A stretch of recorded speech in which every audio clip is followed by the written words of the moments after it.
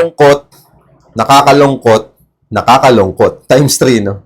Meron kasi ako nakitang isang post sa Facebook na kung saan nag-invest sila sa isang pre-selling property. Tapos, hanggang ngayon, ni paghuhukay or wala kang makikitang bakas na ginagawa talaga yung property. Ibig sabihin, nakarating na to kay Rafi Tulfo in action. Ayokong banggitin kung anong developer, okay? Pero, hindi naman lahat ng pre-selling ganon. Pero yun nga lang, nakakalungkot lang din kasi nakita natin sa isang post na sobrang tagal nilang inantay and supposed to be turnover na dapat ngayon. So, 4 years, 5 years sila nag-antay and then nag-invest sila doon. Wala pa lang nasimulan na project ni kahit paghuhukay man, wala, okay? So, puro damuhan lang yung yung property location nung pinresent sa kanila ng developer. So, yun nga, nakakalungkot kasi maraming nakapag-invest doon, maraming nakapag-reserve. Tapos, syempre, pinakamasakit, nakapag-down payment ng matagal. Alam naman natin, 4 years, 5 years down payment, magkano yun? 'Di ba? Just imagine, 'di ba? Sample na lang. Employee ka, may business ka, nasa abroad ka, or freelancer ka. Pinaghirapan mong bayaran for 4 years, 5 years, tapos pagdating mo dun sa sa turnover date, wala pa lang property na tinatayo, 'di ba? So sobrang sakit sa pakiramdam noon kasi 'di ba? Kumbaga, hindi lang pera yung pwedeng mawala 'di ba? Yung oras.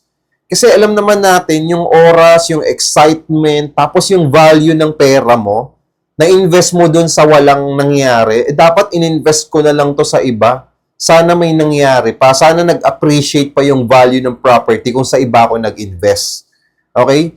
So, hindi naman lahat ng mga pre-selling properties ganun na. May case lang po na ganun na nakita ko at nakita ko sa Facebook.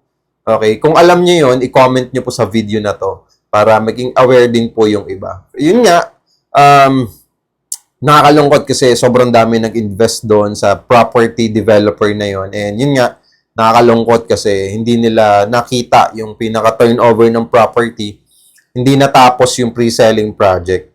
That's why ang pinopromote ko talaga, okay, itong 10,000 to 25,000 cash out only promo natin na no spot down payment. Ibig sabihin, wala talagang down payment, clean title, ready for occupancy na, at meron kang makikita talaga na building kasi ready for occupancy na 'di ba? Kung hindi man, katulad sa Cubao, 3 months pa, at least makikita mo yung building nandun na. Tapos, ito pa pinakamaganda.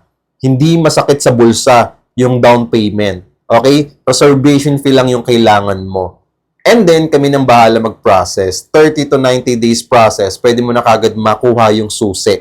That's why napakaganda talaga mag-invest din ngayon, sa panahon ngayon, sa ready for occupancy na units. Kasi, hindi ka na magdududa na, teka, matatayo ba yung property na binibenta mo, Byron? 'Di ba? Baka mamaya, matulad lang din yun sa isa na nakita mo sa Facebook. That's why ang ino-offer natin is ready for occupancy, pwede nang malipatan. Okay? So, sa mga interested, huwag niyo po kalimutan na i-follow para ma-message nyo ko, para ma-message ko kayo. Okay? At syempre, huwag niyo pong kalimutan, i-heart po yung video natin. Malaking tulong po ito para ma-share din po natin yung ganitong information, magkaroon din po ng awareness sa ibang tao para at least maging sila, mas mapanuri sila before po sila mag-invest sa isang property. Kahit hindi po kayo mag-invest sa akin, kahit sa ibang developer po kayo mag-invest, wala pong problema. At least makatulong po tayo sa ibang tao na ma-share natin yung ganitong information. Maraming salamat po and God bless.